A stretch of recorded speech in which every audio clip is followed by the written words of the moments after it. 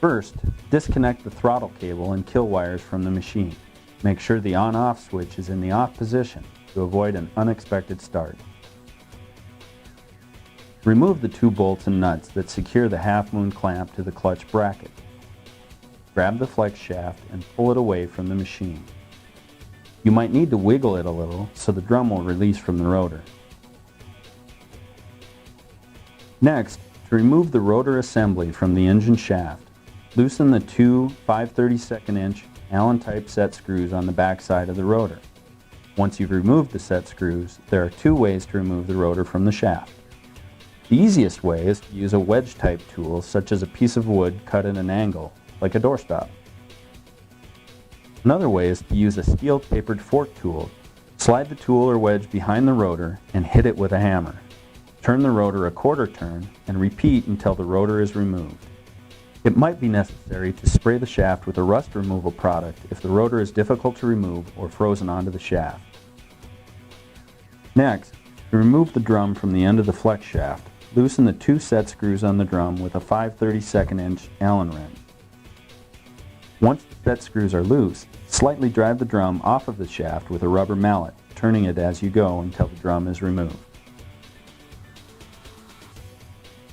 Once the drum is removed, it is always a good idea to check the pilot bearing. If the pilot bearing does not spin freely, or if it has rust around it, you might want to replace it. To remove the pilot bearing, place the large side of the drum down and insert a round piece of steel that is slightly smaller than the hole in the drum and approximately 3 inches long.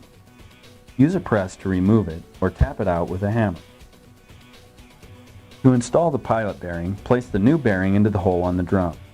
Make sure it is as straight as possible and either press in the bearing or tap it in with a hammer and socket.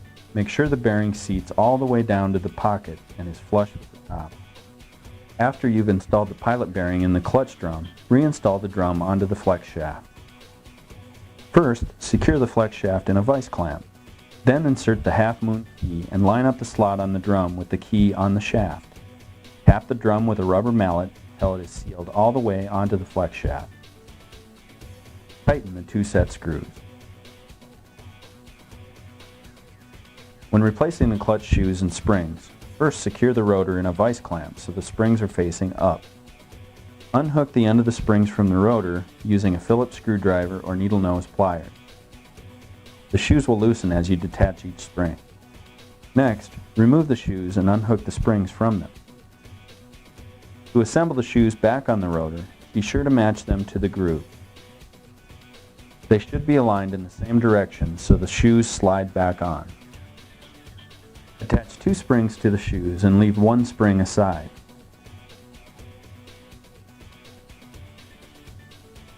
Secure the shoes around the grooves.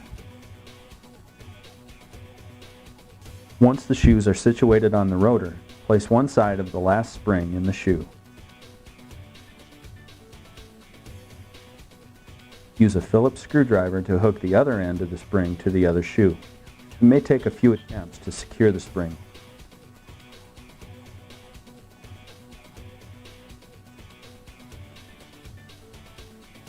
Finally, reinstall the clutch to the engine, starting with the rotor.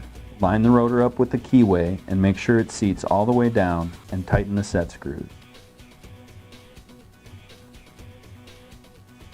Then reinstall the drum and flex shaft onto the clutch bracket. Make sure to tap the drum so it is seated tightly against the clutch.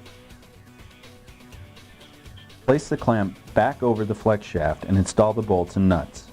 Do not tighten.